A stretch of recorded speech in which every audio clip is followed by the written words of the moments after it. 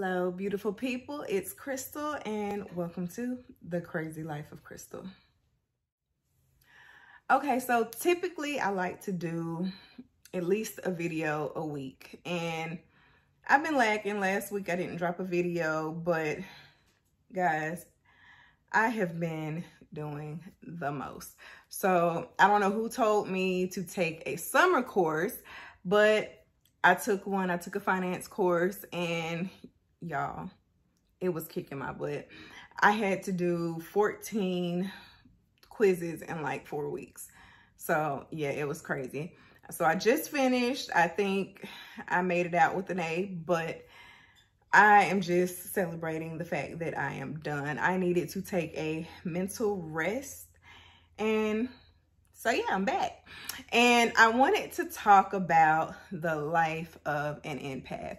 For those of you who do not know what an empath is, it's basically a person who picks up on other people's energies and emotions. And we don't just feel them like, you know, we feel them deeply, immensely. And, you know, it's a lot to being an empath. A lot of people say that there's a lot, you know, of backstory with being an empath. Most empaths, not all, but most, have a history of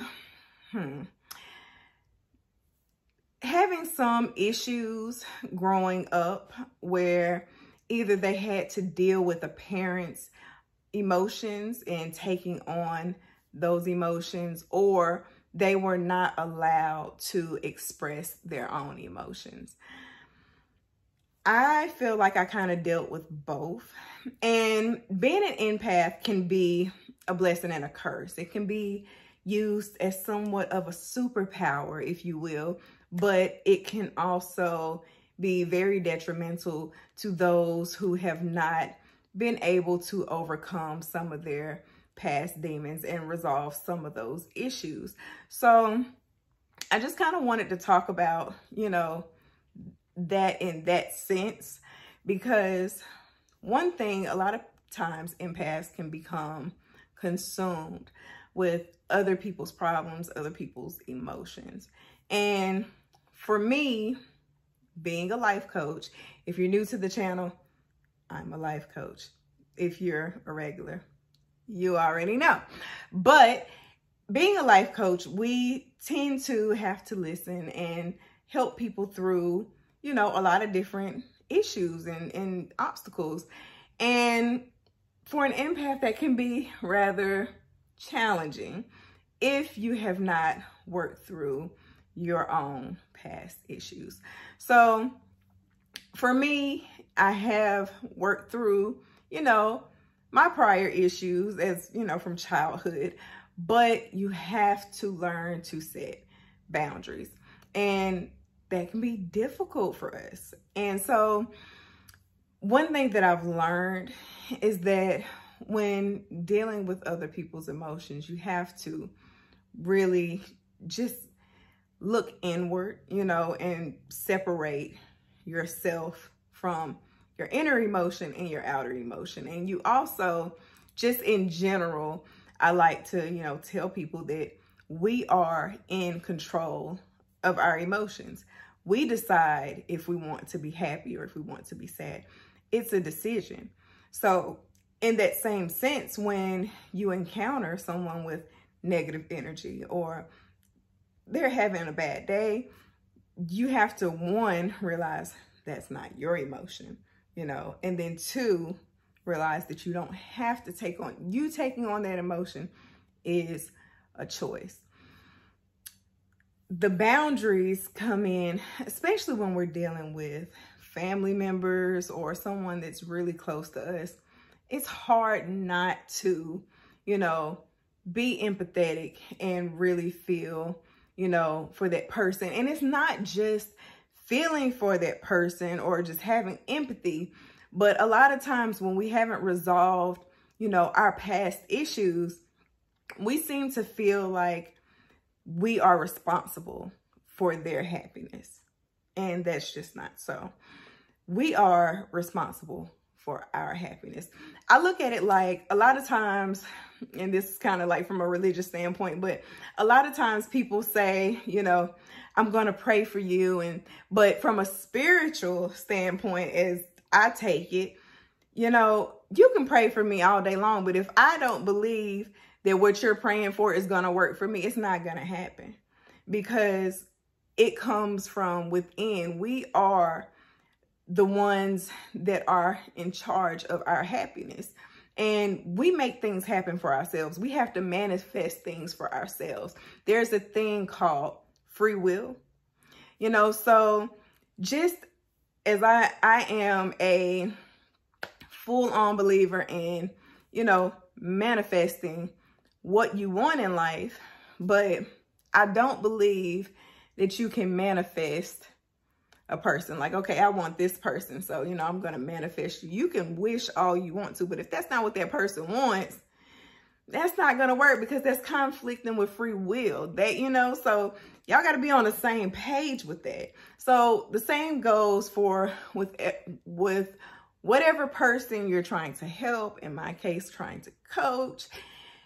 You know, they have to want it for themselves. I can pray for you all day long. I can, you know, meditate and try to manifest. But if we're not on the same page, if you're not manifesting for yourself, now when two touch and agree, that's another story. But I can be reaching all day, but if you're not on that other end, it's not going to work.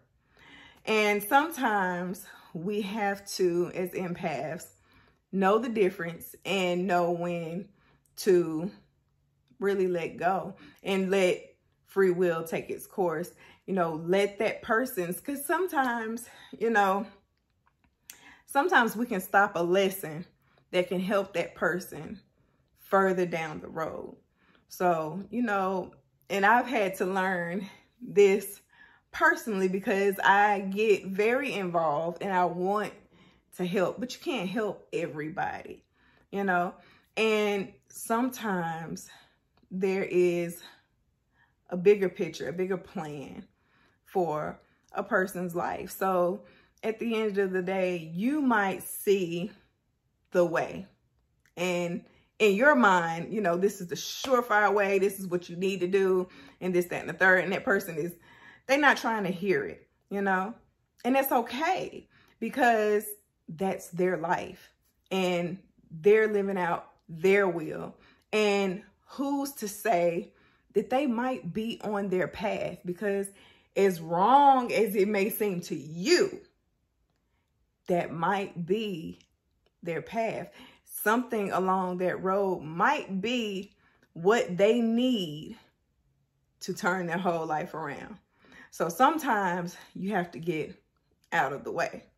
And so that's something that I've learned. I've learned to draw boundaries. I've learned to help people to see the full spectrum, you know, but not to impose so much as to push them into, you know, a direction that they're just not willing to go, because everyone has free will. And I don't want anybody imposing on mine.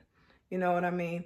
I've always been very much headstrong. I got to make my own mistakes, and it is what it is. And at the end of the day, I've made a lot, but I found that those mistakes have had a positive outcome in the long run. Maybe not in the immediate, you know, but in the long run, it's made me a stronger person. It's made me a better person. So, you know, I wouldn't want to take that from anyone else. So as an empath, yes, it's difficult to separate yourself emotionally, but you definitely have to work on boundaries. And a lot of times, if you find that you are an empath and you're taking on other people's energies and their emotions, and you can be in a room with somebody and not even know why all of a sudden you're feeling down, you're feeling depressed. Point being, have you ever walked into a room and before you got there, it was an argument and they're acting like everything's cool. And as soon as you walk in, you're like, oh, yeah, I'm gonna just come back. Yeah. So you can feel the energy in the room, right? And so, like I said, that can be a good thing. And it can also be a bad thing, as with anything. You know, it's positives and negatives. But the good part is that you're able to meet people where they are. You can relate on another level. And that ability helps you to bring that person out of whatever they're in. But in the event that that person is unwilling to move, they're stuck there in that space and they are refusing to come out, it's okay to try. But it's also very important to know when to let go and let them experience life.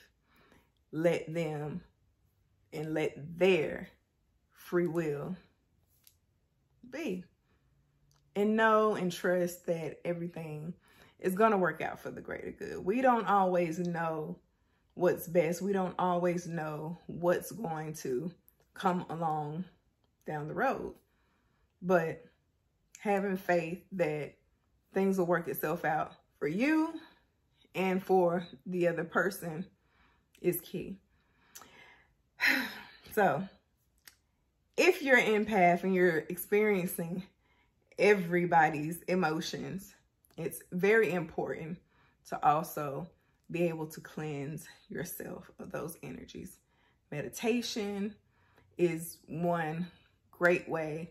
I don't know if you guys have gotten into like crystal healing and therapies, but crystals I use and they work great for me. So there's a lot of different therapeutic ways, but the biggest thing is learning to let go and learning to differentiate your feelings and your emotions from another. So that's my message for today, and till next time.